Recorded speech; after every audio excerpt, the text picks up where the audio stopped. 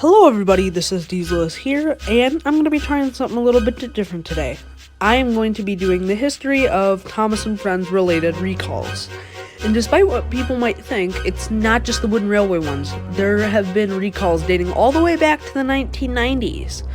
So I'll take you through all of it, and we'll get on to the first one. Our first recall takes us all the way back to May of 1991 with a company called Nylent. You may or may not have heard of them. They made this guy right here.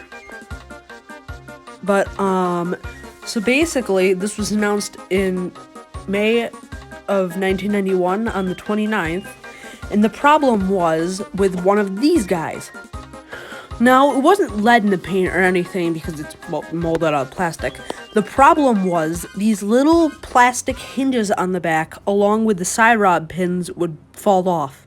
And in addition to that, the version that didn't have the shape sorter in it also came with Annie and Clarabelle, but the hitches or the couplings on Annie and Clarabelle weren't exactly the most, how do you want to put it? High quality, so they would snap off easily, and all of these little parts would become choking hazards for small children. Luckily for them, there is only about 5,800 that got out, so they were easily recalled. I'm not sure if they were all recalled because it doesn't really say it, but yeah, these were all sold from January of 1990 to October of 1990.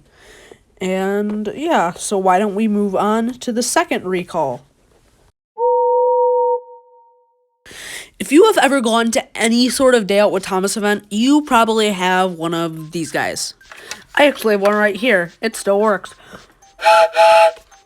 And before you get all worked up, no, it's not involving them. There's nothing wrong with them. It was related to a spinning musical top they released in 2000. This one was a lead paint related one. Yep, here's the first lead paint recall related one.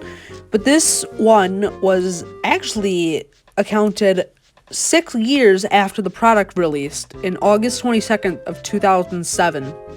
And it didn't just involve Thomas and the tops. It involved various characters, and it also included some buckets. There was a Thomas bucket, but I couldn't find a very good photo. The reason they were recalled was due to the tops of them were made out of wood, and the wood on the red handles on them were, they had too much lead in the paint, so they were all recalled. I'm also now just realizing there was also plain yellow and red ones along with that, so yeah. Unlike the Nylent Thomas, there's a little less than the Thomases. There's only about 4,700 pails, but about 66,000 of the tops got out, so I don't know how that went along, but I don't think they got them all back. With that wrapped up, we can move on to the most famous Thomas recall. Yep, here it is, the big wooden railway recall that most people know about. This item was, these engines and destinations were recalled because of, lead paint, and it involved various red and yellow items. The items in this recall included James, Lights and Sounds James, a red stop sign, James with team colors, a yellow railroad crossing sign, the red musical caboose, the Sodor line caboose, the holiday caboose, Skarloey, old slow coach, a Sodor cargo company cargo piece, a red baggage car, a red fire brigade engine, the red fire brigade truck, the red Sodor mail car, the red hook and ladder truck, the red water tanker truck, the red coal car, the yellow and green box car, the 2006 Day Out with Thomas red coal truck, the Sodor smelting yard, the Sodor ice cream factory, and the deluxe Sodor fire station. Despite this one being the bigger of the two wooden railway recalls, this one I don't think was publicized as much, and it was the later one that I will talk about right after this. But in short terms, any engines that were produced from this little area in 2007 were recalled. And with that, why don't we move on to the second wooden railway recall? of year. Back to you. Thank you, Bob. A children's toy maker is paying more than $1 million for importing and selling toys that contain too much lead. According to the agreement, the company RC2 will pay $1.2 million, while the lawsuit allows them to deny that they knowingly violated federal law. The government maintains the company knew they were importing and selling Thomas & Friends wooden railway toys with lead levels above the legal limit. The government says the lead was in the paint and other surface coatings. In a little over 4 months as the first recall happened, another one happened. This time it affected products using gray and green paints. This time around, the products recalled were Toad, a green signal base, a green maple top, an olive green soda cargo box, and a black cargo car. And the funny part about this is a lot of these products were sent out as replacement gifts for the first recall that happened, and they ended up being recalled as well. This one was publicized quite a bit after it being the second recall in 4 months. So after this, the manufacturer, or the warehouse that was producing these specific Thomas items, was shut down completely, and they were all removed from the RC2 line of stuff. At this point, people were getting really worried about Thomas & Friends and Learning Curve, and I'm pretty sure this is the reason why they sold Thomas Wooden Railway to Tomy. And if you think Learning Curve didn't screw up again, trust me, they did once more. That leads us right into our next recall.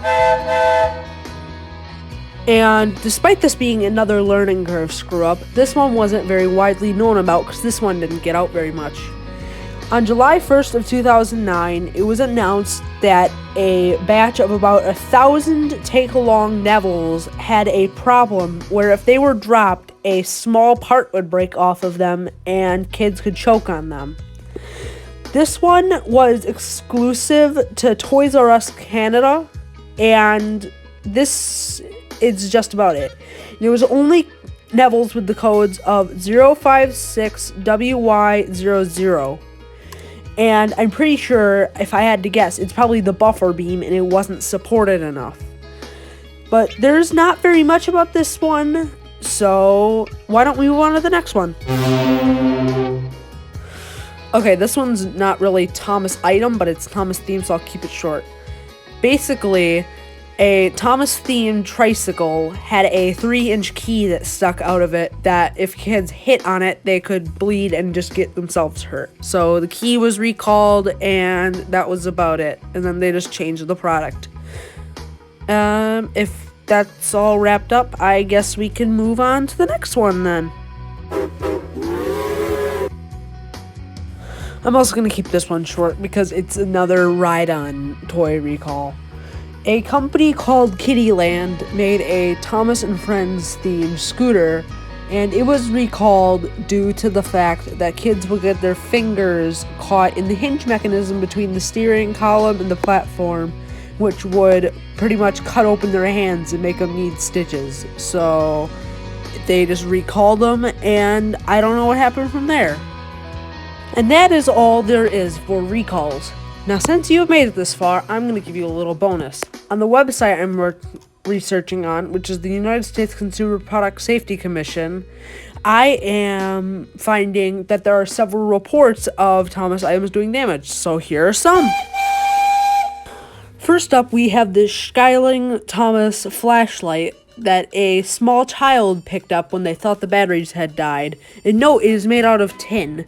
It burned the small child's hand, and it had just gotten really hot for some reason. No explanation, it just got really hot.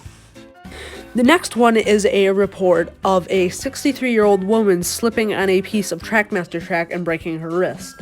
Now, I will do a demonstration for you. A piece of track. I wonder what could happen here. Thank you, Video Me. Anyways, I hope the lady who slipped on it is doing alright. But now, here's the next one. The next account is a 2-year-old child pulling the tender off of a Hit Toys James. Another demonstration! Oh, cool. My Definitely Hit Toys 2006 Trackmaster James. I think I should separate the tender from the James when they're not supposed to come apart. Uh-oh, what's that? Our final report is of a small child who is brushing his teeth with a Thomas toothbrush, and the toothbrush did the same thing as the James and went kaboom and pretty much just exploded in his mouth. The kid is all right. And this will lead us into the outro. And with that, I believe our time together has concluded. I hope you guys enjoyed this little history video, and I hope to do more like this soon. If I've missed anything, feel free to put it down in the comments below. Until then, this is Diesel's here, signing off.